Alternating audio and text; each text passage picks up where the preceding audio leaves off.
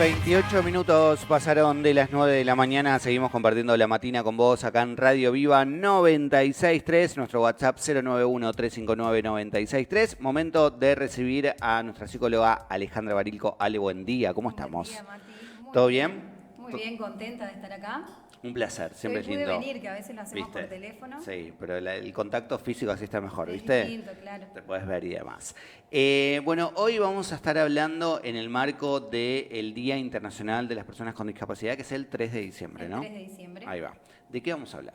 Bueno, hoy vamos a hacernos una pregunta, Mati, que es ¿qué implica ser una sociedad inclusiva?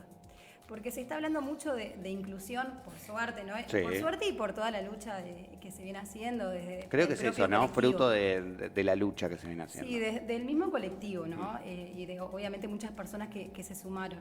Así que bueno, si bien se habla de inclusión, preguntarnos como sociedad qué implica justamente que esa inclusión se lleve a cabo. Que esta pregunta la podemos trasladar también a qué implica ser un centro educativo, qué implica ser una empresa inclusiva, qué implica ser un sistema de salud inclusivo. Y algo importantísimo, Mati, es pensar que para que sea realmente inclusión, las personas con discapacidad tienen que transitar por los lugares. Que uno puede decir, ¿qué es esto de transitar? Y por ejemplo, si te hago esta pregunta, Mati, ¿vos trabajás con alguna persona con discapacidad? No. Bien. ¿Vas, por ejemplo, si haces deporte o algo, en el lugar hay personas con discapacidad? Sí, muy pocas, Bien, pero bien. sí. Bien, excelente, está buenísimo que eso pase. A veces hacemos esta pregunta también en los centros educativos, ¿no? Y no hay personas con discapacidad generalmente. Entonces, eso algo nos está diciendo.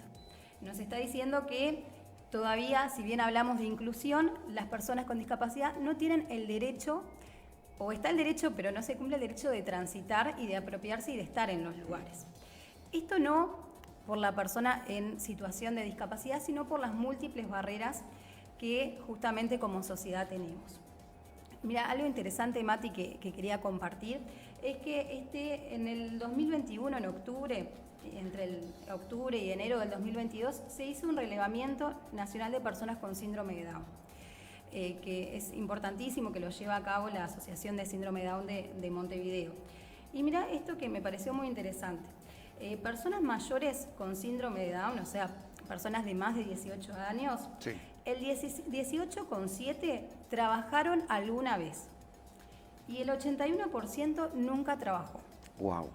¿Qué Es cifras, un montón, ¿no? Es un montón, y si uno se pone a ver las respuestas, algunos traían por la condición de salud, aparecía mucho esto de que no tenían la formación educativa como para determinados empleos, Claro. o para alcanzar determinados empleos, y otro hablaba más que no estaban las posibilidades, o que no había realmente llamados y no había apertura de las empresas y de los lugares para trabajar, entonces ni siquiera estaba la posibilidad de trabajar. Claro, que creo que debe ser eso más la razón por la cual no tenían trabajo que la otra de la formación, porque uno piensa, obviamente, que hay determinados empleos que uno necesita la formación correspondiente, pero muchas veces eso es la práctica también, ¿no? Sí, ahí también se habla como de flexibilizar Total. algunos requisitos, porque sí, muchas veces es la práctica y adquirir, y justamente se puede enseñar.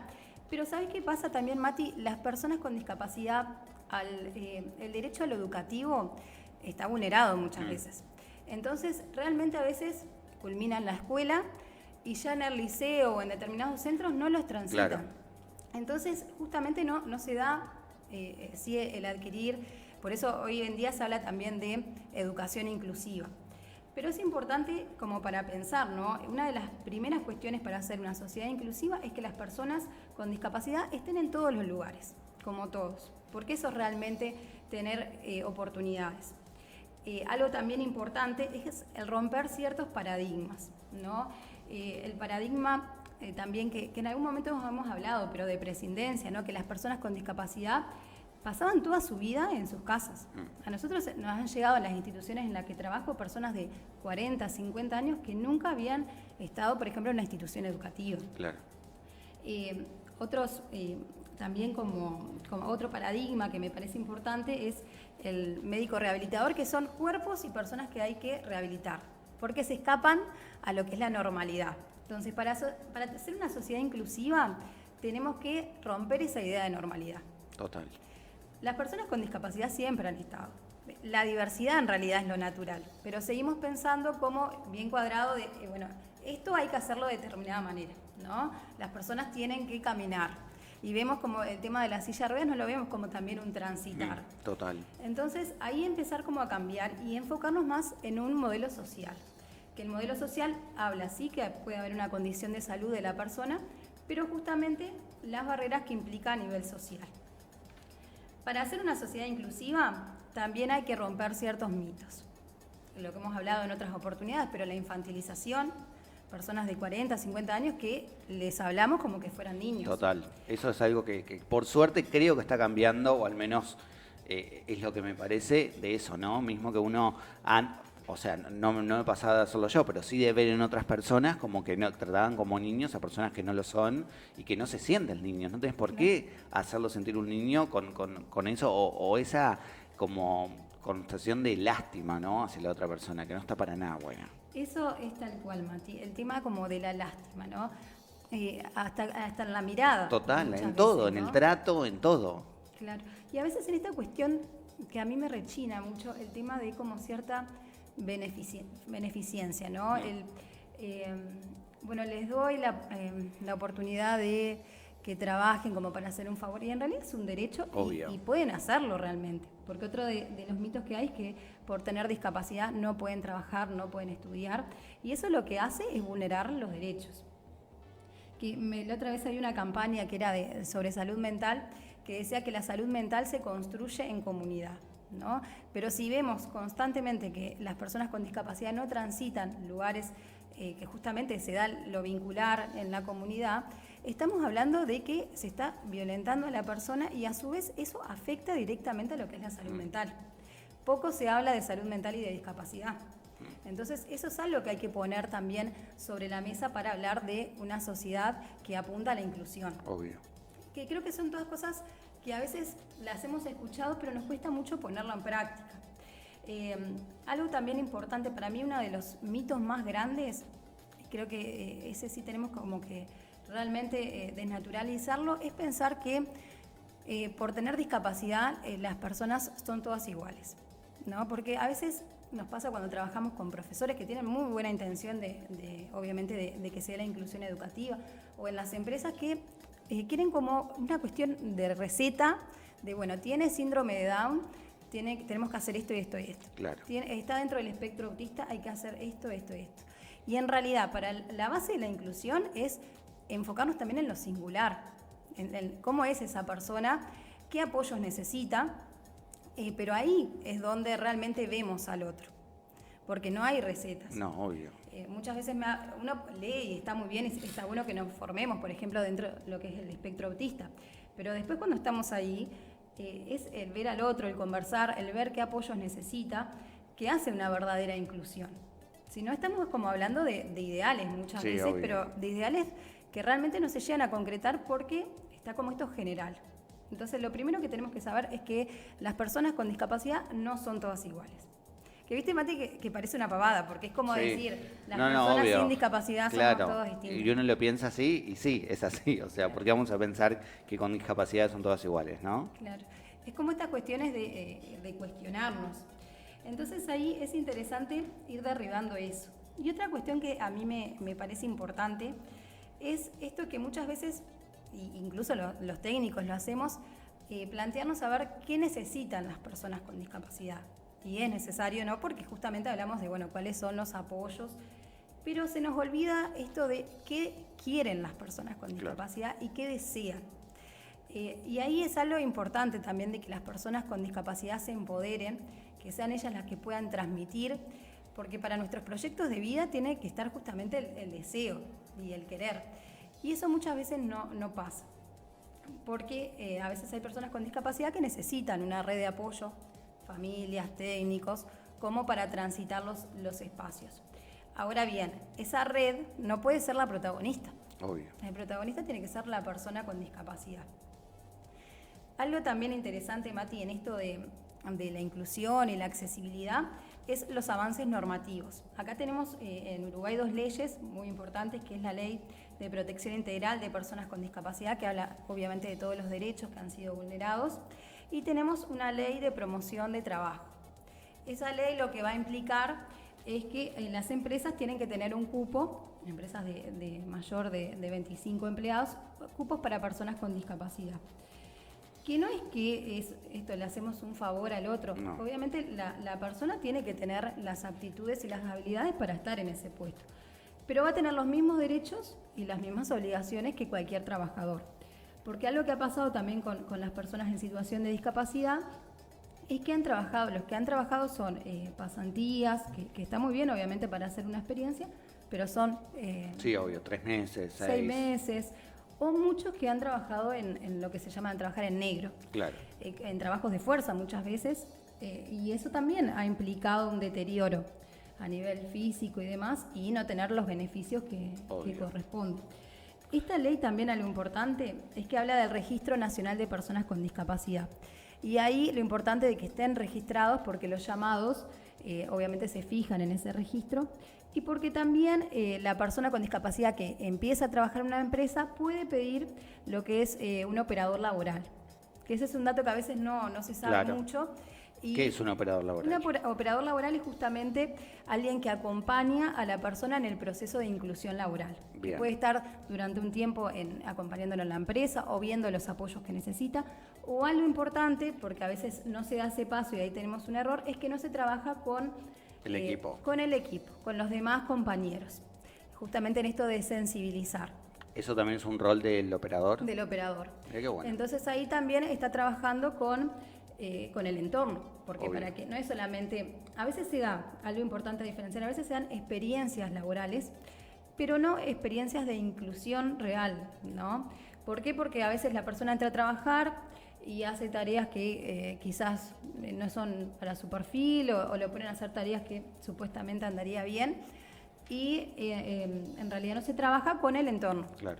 El trabajar con el entorno es importantísimo. ¿Y eso del operador laboral está dentro de la ley?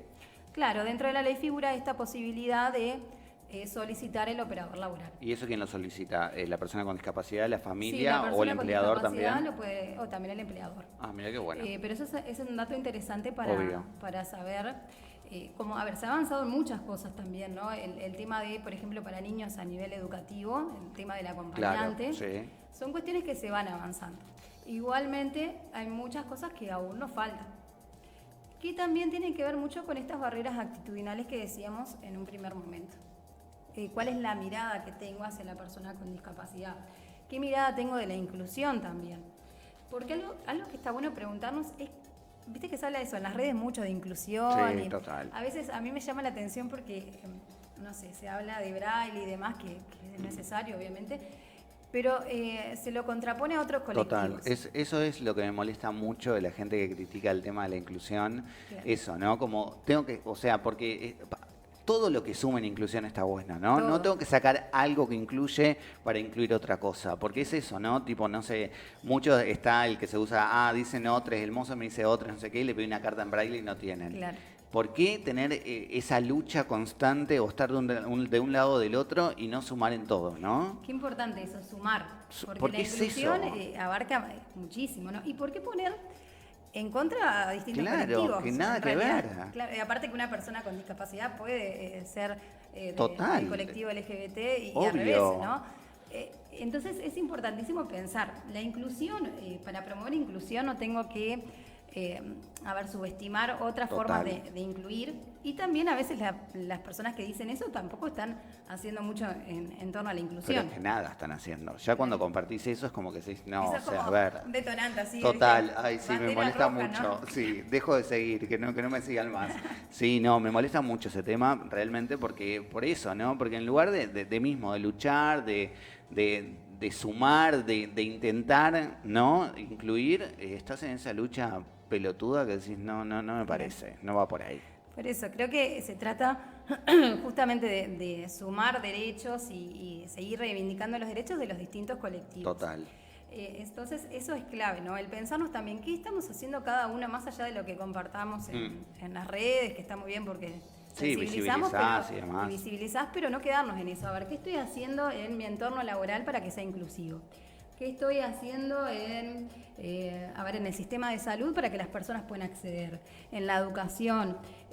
es como preguntarnos desde nuestro rol, porque a veces nos creemos que la inclusión es, no sé, cosas sumamente costosas y no, en realidad tiene que ver con apoyos que vamos viéndolo con la persona o con ajustes razonables, ¿no? Total. A ver, puede ser desde una rampa, puede ser, a ver, te pongo un ejemplo, un joven que está trabajando en un supermercado, que lo que le pasaba es que en la media hora, como no sabía el tema del horario, no tomaba la media hora, o le tenían que estar diciendo. Claro. El apoyo para él o el ajuste fue ponerle una alarma, algo sencillo como eso. A veces, el otro día hace un tiempo hice un curso y hablaban esto, ¿no? Una persona dentro del espectro autista, que a veces no está mucho esto de los chistes, el entenderlo, lo que hicieron los compañeros fue cada vez que hacían un chiste hacerle como una guiñada. Claro. Y ahí él ya era parte de eso, ¿no? O a veces una persona que tiene que, por ejemplo, leer los labios y demás, en una reunión, el hablarle directamente, el que te pueda ver, es fundamental. Entonces, el apoyo ahí, ¿cuál sería? El no estar hablando a todos a la vez y que sea a su vez mucho ruido, ¿no? Que también eso como puede afectar cuando a veces hay bajo visión. Y hay como varias cuestiones importantes como para pensar que a veces no son costosas, ¿no? Claro. Por eso traemos esto de que las barreras actitudinales son las que realmente nos impiden generar procesos de inclusión. Nombraste supermercado y es un rubro al que yo siempre felicito en ese sentido porque realmente me parece que es el rubro que más incluye en empleados y empleadas. Si miro así, si pienso, se me vienen supermercados. Hay dos cadenas importantes de ir y decir, qué bueno. Claro. Realmente solo en supermercados. Después si me decís otro rubro, no se me viene a la cabeza otro. Claro. Pero supermercados, por eso es dos cadenas importantes que vos decís, claro. Qué bueno. Sí, y eso es algo interesante, ¿no? Porque está buenísimo que se avance desde ese rubro, pero todos los demás rubros, ¿qué está pasando, eso, ¿no? Porque realmente pueden estar en otros lugares, atender, incluso también dentro de un supermercado hay muchas funciones que pueden hacer, obviamente según el perfil y demás. Pero ¿qué está pasando esto? Que no vamos a una tienda y no justamente está una persona con discapacidad o en otros lugares. Sí, total. Yo creo que ese es un debe muy grande que tenemos. Y también esto no deja de ser también, ¿no? Si una persona con discapacidad no ve a otras personas con discapacidad trabajando, estudiando, es muy difícil que puedan proyectarse. Total. Que eso también, hace poco hicimos un proceso de educación inclusiva de un joven que está yendo a una institución y a su vez va al liceo, es como que comparte. Y no sabes, Mati, los avances, cómo se ha apropiado del liceo, bueno. El tema de los compañeros. Y ahí estoy convencida, ¿no? Que es por ahí el camino, el trabajar a nivel de las instituciones, la apertura que hubo, por ejemplo, de parte de docentes, es por ahí, porque realmente no solo él siente parte del lugar, los compañeros lo sienten a él como un compañero, justamente. Obvio. Y aparte, obviamente, todo lo académico. Entonces, si nosotros derribamos esas barreras actitudinales, no te digo que es todo el proceso de inclusión, pero sí es un montón. La verdad que es un montón. Entonces, tenemos que apuntar por ahí el tema, o las empresas, por ejemplo, que quizás a veces no saben cómo incluir a una persona con discapacidad. Hay muchas instituciones que trabajan desde ahí, que se pueden hacer talleres de sensibilizar, que se pueden pensar también sobre ese proceso, cómo se puede avanzar, que si bien está la ley y ese es un gran avance, después nos corresponde a cada uno de nosotros el poder generar justamente esos lugares. Obviamente, y dar la posibilidad. Ale, ¿hay alguna actividad o algo especial por el Día de las Personas con Discapacidad el próximo 3 de diciembre? Sí, en realidad, en algunas instituciones ya hemos venido haciendo charlas y demás. Ahora lo que va a haber es una feria inclusiva que está organizada con las instituciones que trabajan con personas con discapacidad y con MIDES, que es el primero. Ahí va. Que creo que es viernes, si mal no recuerdo. Ya te digo, ya te confirmo. Primero es viernes. Viernes, sí. A las 4 de la tarde, que va a ser ahí en AFE. Mira qué bueno. Así que ahí, es importantísimo que puedan recorrer. Van a estar esas instituciones de todo el departamento vendiendo sus productos, mostrando lo que hacen y van a haber actividades. Qué copado. También va a haber instituciones también no me acuerdo si es SUT o demás, que también de personas que no tienen discapacidad, porque la idea es que sea inclusiva, que podamos estar todos y todas. Y es importantísimo ahí que la gente concurra para que sea una jornada de intercambio, de conocer también lo que se hace y de romper con estos mitos que tenemos a veces. Así que viernes 1, ¿desde qué hora más o menos? A las 4. A las 4. De 4 sí, a las 7. Ahí va, buenísimo. Entonces, bueno, Ale, gracias, un placer como siempre. Bueno, muchas gracias, Mati. Nosotros seguimos compartiendo la matina con vos acá en Radio Viva, nos quedamos hasta el mediodía.